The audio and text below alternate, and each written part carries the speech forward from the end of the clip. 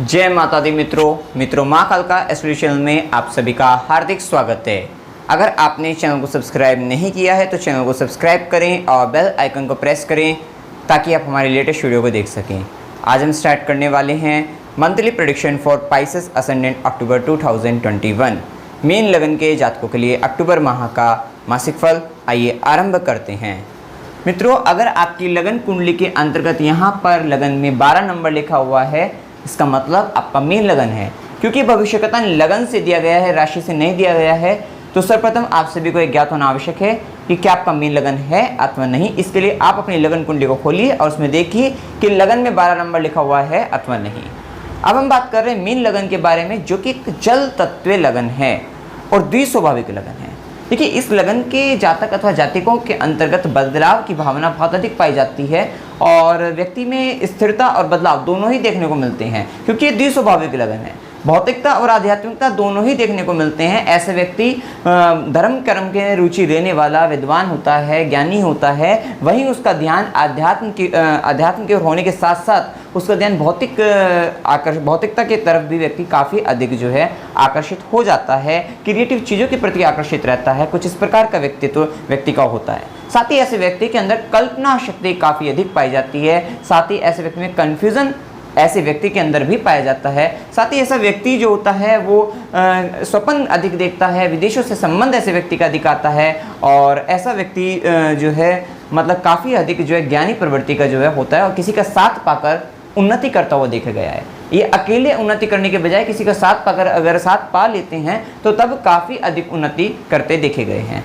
अब हम बात कर रहे हैं अक्टूबर माह में लग्नेश गुरु जो बनते हैं नीच भंग राजयोग के साथ लाभ भाव के अंतर्गत गोचर करेंगे। वहीं 18 अक्टूबर को गुरु मार्गी अवस्था के अंतर्गत आ जाएंगे। अभी तक गुरु का गोचर जो है वक्री अवस्था में चल रहा है, जो थोड़ा सा आपके धन का व्यय भी अधिक कराता हुआ नजर आएगा और थोड़ा सा व्यक्ति में अकेलापन जो है या फिर व्यक्ति कहीं ना कहीं एकांत पसंद करता हुआ नजर आएगा। 18 अक्टूबर के बाद से स्थिति थोड़ी सुधरती हुई नजर आ रही है। यहाँ पर लाभ की आय की तरफ आपका ध्यान बहुत अधिक जाने वाला है, उसकी वृद्धि भी होगी और साथ ही यहाँ पर जो है चाचा मित्र बड़े भाई बहन उनसे लाभ भी प्राप्त होता हुआ नजर आएगा। ये स्थिति काफ़ी सुदृढ़ होती हुई नजर आएगी। आय की तरफ से अगर हम बात करें काफ़ी अच्छी होती हुई नजर आएगी। वहीं पर शनिदेव भी बैठकर आपको उस जिम्मेदारी का एहसास कराएंगे, अपनी इनकम को बढ़ाने का जो है आप प्रयास करते हुए नजर आएंगे और साथ ही साथ मित्रों के प्रति भी आपकी जिम्मेदारी और बड़े भाई बहनों के प्रति भी आपके कर्म और आपकी जिम्मेदारी बढ़ती हुई नजर आएगी। ये स्थिति यहाँ पर पता लगती है।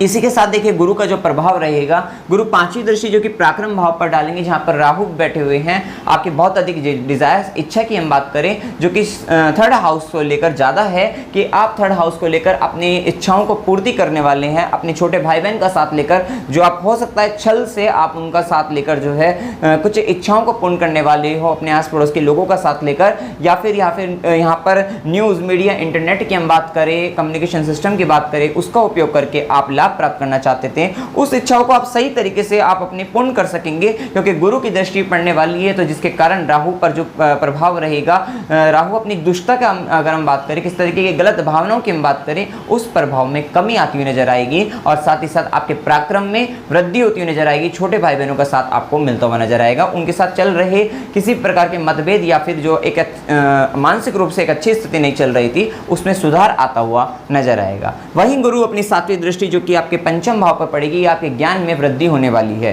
साथ ही साथ आप अगर संतान प्राप्त करना चाहते थे और प्राप्त नहीं हो पा रही थी या किसी कारणवश ज्ञान के क्षेत्र में संतान के लिए विलंब उत्पन्न हो रहा था, अब वो विलंब दूर होता हुआ नजर आएगा और अब आपको जो है संतान प्राप्त हो सकती है। अगर आप संतान प्राप्ति की कामना करते हैं तो आप यहाँ पर प्लानिंग कर सकते हैं, चाइल्ड प्लानिंग के लिए कर सकते हैं, आपको सफलता मिलती हुई नजर आएगी। ये स्थिति यहाँ पर पता लगती है। साथ ही साथ यहाँ पर देखिए गुरु 9वीं दृष्टि जो कि दाम्पत्य भाव पर डलने वाली है। तो देखिए दाम्पत्य जीवन के अंतर्गत इस माह के अंतर्गत तो खास तौर पे थोड़ा सा अहंकार की संभावनाएं, कलह की संभावना रहेगी जो भी हम बताने वाले हैं, लेकिन फिर भी दाम्पत्य जीवन में मधुरता ही रहेगी, दाम्पत्य जीवन बना रहेगा। जो अगर किसी प्रकार से आपके दाम्पत्य जीवन में जो है डिवोर्स तक की भावना चल रही है अगर, तो वहाँ पर भी शांति होती हुई नजर आएगी। 18 अक्टूबर के बाद से खास तौर पर ये स्थिति आपको देखने को मिलेगी। यहाँ पर एक अच्छी स्थिति जो है बनती हुई दिखाई देती है। वहीं पर देखिए शनि का जो प्रभाव है, शनि द्वादशीश भी हैं, व्ययेश जो हैं, साथ ही लाभ भाव के स्वामी बनकर लाभ भाव में बैठे शनिदेव आपके लाभ को जो है नियंत्रित कर रहे हैं, आपकी आय को स्लो भी कर रहे हैं, थोड़ा धीमा कर रहे हैं। आप कमाना तो बहुत अधिक चाहते हैं, मेहनत भी बहुत अधिक कर रहे हैं, अपनी आय को लेकर आपके कर्म जारी हैं, लेकिन कहीं ना कहीं वो भी कम होते जा रहे, मतलब स्लो होती जा रही है। साथ ही साथ आप अगर आपके मित्रों की हम बात करें तो मित्रों की संख्या भी हो सकता है थोड़ा मित्रों के प्रति आपका प्रयास तो जारी है, उनके प्रति मेहनत भी जारी है, उनके प्रति जो आपके कर्तव्य वो भी आप पूर्ण रूप से पालन कर रहे हैं, लेकिन फिर भी कहीं ना कहीं मित्रों की संख्या में भी कमी होती जा रही है। ये स्थिति हम यहाँ पर कह सकते हैं। उनके प्रति आपके कर्म जो है लगातार होते जा रहे हैं और फिर भी आपको थोड़ा सा देरी जिसे कहते हैं काम में हो रही है। लेकिन यहाँ पर देखिए शनिदेव आपकी अगर आप आय के प्रति कर्म कर रहे हैं, जिम्मेदारी से आप कार्य कर रहे हैं बड़े भाई बहनों के प्रति जो है, तो आपको निष्पक्ष रूप से जो है आगे चलकर लाभ अवश्य प्राप्त होगा, क्योंकि शनिदेव चीज़ों को स्लो कर देते हैं, डिले कर देते हैं, लेकिन देते अवश्य हैं। क्योंकि यहाँ पर बैठे शनिदेव तीसरी दृष्टि जो कि आय भाव, यहाँ पर व्ययश होकर भी आय भाव में बैठे तो आपकी इनकम का भी मतलब जो है थोड़ा व्यय अधिक करा देंगे। हो सकता है इन्वेस्टमेंट कराए, लाभ अगर मिल नहीं रहा होगा तो धीरे धीरे स्लो मोशन में आपको लाभ भी अवश्य प्राप्त होगा, ये स्थिति पता लगती है। लेकिन हाँ, व्यय की संभावना अधिक बढ़ा देते हैं। अब यहाँ पर देखिए शनिदेव तीसरी दृष्टि जो आप पर डाल रहे हैं, मतलब लगन पर डाल रहे हैं, और साथ ही साथ सातवीं दृष्टि जो कि पंचम भाव पर डाल रहे हैं, तो ये स्थिति बताती है कि व्यक्ति अपनी दिमाग से जो है वो कहीं ना कहीं शनिदेव उनको स्लो इतना कर देते हैं कि व्यक्ति की सोचने समझने की शक्ति को भी थोड़ा धीमा कर देते हैं। व्यक्ति चाहता तो बहुत कुछ करना है, लेकिन कहीं ना कहीं जो है उसको ऐसा लगता है मेंटली तौर पर कि मैं थोड़ा सा जो है अपने आप को वीक महसूस करता हूँ, मतलब स्लो महसूस करता है। वीक नहीं कह सकते, इसको स्लो कह सकते हैं। काम करने में व्यक्ति थोड़ा धीमा हो जाता है, लेकिन जब वो धीमी गति से काम करता है तो वो परफेक्शन के साथ काम करता है और आगे चलकर उसको सफलता अवश्य मिलती है, ये स्थिति पता लगती है। और थोड़ा कार्य में विलंब करा देते हैं, लेकिन कार्य अवश्य संपूर्ण कराते हैं, उससे लाभ भी अवश्य दिलाने वाले होते हैं। शनिदेव सातवीं दृष्टि जो कि पंचम भाव पर डाल रहे हैं, थोड़ा संतान अगर आप प्राप्त करना चाह रहे थे तो उसमें विलंब हो रहा है। लेकिन देखिए अब शनिदेव का गोचर जो है 23 जनवरी 2020 से एकादश भाव में चल रहा है। अब वो समय आ ही रहा है कि अब आपको जो आप मेहनत लंबे समय से कर रहे थे किसी विषय के प्रति जो है, तो वहां पर अब आपको लाभ मिलता हुआ नजर आएगा, उन इच्छाओं की पूर्ति होती हुई नजर आएगी। संतान प्राप्त करने की इच्छा थी, लंबे समय से नहीं प्राप्त हो रही थी, वो भी प्राप्त होती हुई नजर आएगी। ज्ञान प्राप्त करने की, ज्ञान के क्षेत्र में तो रिसर्च से आपको बहुत अधिक लाभ दिलाने वाले होंगे और आपकी रिसर्च का जो है कोई तोड़ नहीं होगा, ये स्थिति हम यहाँ पर कह सकते हैं। मतलब एक अच्छी खासी जो है आप अगर कोई रिसर्च करते हैं तो वो जो है काफी मतलब उसकी प्रशंसा होगी, ये स्थिति यहाँ पर पता लगती है। साथ ही शनिदेव 10वीं दृष्टि जो कि अष्टम भाव पर डाल रहे हैं, आकस्मिक रूप से जो समस्याएं आने वाली होती है उनको थोड़ा स्लो कर देंगे और वहां से भी आपको जो है मतलब लाभ की स्थिति बनाएंगे, भूमिगत चीजों से लाभ की स्थिति बनाने वाले रहेंगे, आपके लिए फायदा देने वाले रहेंगे, गुप्त विद्याओं का ज्ञान कराने वाले रहेंगे और वहां से आपको लाभ दिलाने वाले रहेंगे, ये स्थिति यहाँ पर पता लगती है। इसी के साथ देखिए सूर्य की बात करें तो सूर्य 17 अक्टूबर तक कन्या राशि के अंतर्गत सप्तम भाव के अंतर्गत गोचर कर रहे हैं, जो कि षष्ठम भाव के स्वामी है, सिक्स्थ लॉर्ड होकर सप्तम भाव में। तो ये बात सत्य है कि 17 अक्टूबर तक दाम्पत्य की बात करें, व्यापार की बात करें या फिर बिजनेस पार्टनर के साथ संबंधों की बात करें तो यहाँ पर थोड़ा सा झगड़ा होने की संभावना बन सकती है और वो झगड़ा भी अहंकार वश हो सकता है। आपके जो जीवन साथी है या फिर आपका जो लाइफ पार्टनर है या बिजनेस पार्टनर है, वो स्वतंत्र विचारधारा के साथ अपने जीवन में अपने कर्म क्षेत्र के अंतर्गत आगे बढ़ता हुआ नजर आएगा, जिसके कारण हो सकता है आपके आर्गुमेंट होने शुरू हो जाएं, आपके उनके साथ तर्क हो जाएं, तो वो स्थिति भी यहाँ पर बनती हुई दिखाई देती है। और जीवन साथी या फिर आपके व्यापारिक तौर पे जो साथी है उसकी बातों को आपको मानना ही पड़ेगा। वहाँ पे एक अहंकार जनरेट हो जाएगा, अहंकार हो जाएगा तो वहाँ पर आपको जो है मतलब उसकी आज्ञा का पालन करना चाहिए, फिर आपको लाभ भी दिला सकता है, ये स्थिति यहाँ पे पता लगती है, क्योंकि वो ऑर्डर चलाने वाला रहेगा, उसके हाथ में शक्ति होगी, पावर होगी, कुछ ऐसी स्थिति उसको लगने लगेगी, ये स्थिति यहाँ पर बनती हुई दिखाई देगी। साथ ही साथ देखिए बुध के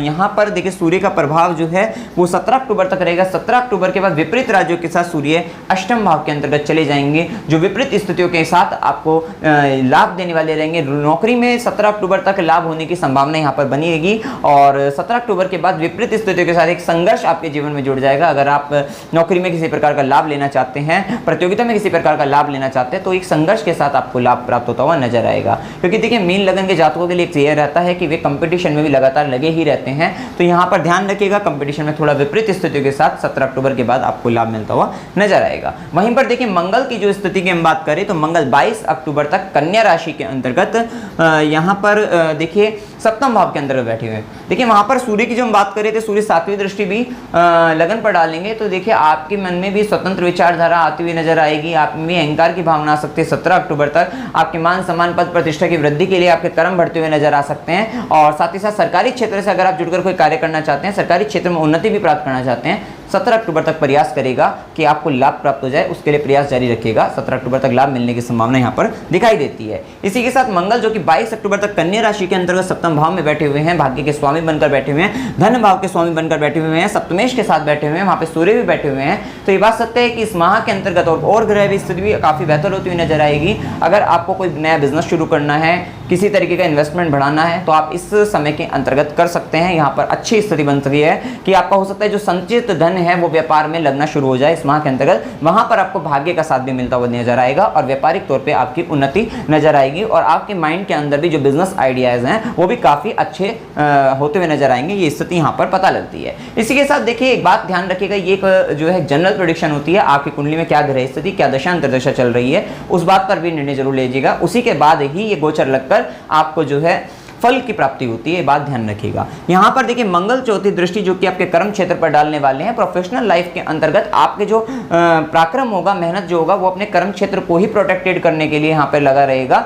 मतलब कर्म क्षेत्र में सुरक्षा पाने की आपकी पूर्ण रूप से इच्छा या फिर वहाँ पे नेम एंड फेम पाने की इच्छा से आपके पूर्ण रूप से कर्म जो है, पूर्ण रूप से प्रयास मेहनत जारी होने वाली है। साथ ही साथ मंगल 7वीं दृष्टि जो कि लगन पर डालकर आपको थोड़ा जिद्दी बना सकता है, क्रोधी बना सकता है, उग्रता आपके अंदर आ सकती है, जल्दबाजी में आप निर्णय ले सकते हैं, धैर्य की आपके अंदर कमी हो सकती है। इस बात की ओर ध्यान रखिएगा कि किसी भी प्रकार के कोई भी निर्णय ले तो सोच समझकर और किसी ना किसी व्यक्ति की सलाह लेकर जो है अवश्य लीजिएगा। साथ ही मंगल 8वीं दृष्टि डालकर जो है यहाँ पर आपके धन संचय को भी वृद्धि करने वाली होगी। मतलब धन अगर आप कहीं इन्वेस्ट भी कर रहे हैं तो वहां पे धन संचित भी होता हुआ नजर आएगा, लाभ भी होता हुआ नजर आएगा। ये स्थिति यहाँ पर पता लगती है। थोड़ा सा कुटुंब परिवार के साथ आपके मतभेद होने की संभावनाएं बनती हैं, वहां पर झगड़ा हो सकता है। वाणी में भी आपको सावधान रहना है क्योंकि मंगल वाणी भाव के स्वामी होकर भी सूर्य और बुध जैसे ग्रह एक जो कॉम्बिनेशन बना है, बुध वाणी के कारक भी हैं, तो आपकी जो वाणी होगी देखिए उसमें निखार तो आता हुआ नजर आएगा, उसमें आत्मविश्वास नजर आएगा, कॉन्फिडेंस अच्छा दिखाई देगा, ऊर्जा अच्छी दिखाई देगी, स्पीड दिखाई देगी। लेकिन स्पीड के साथ अगर आप गलती करते हैं,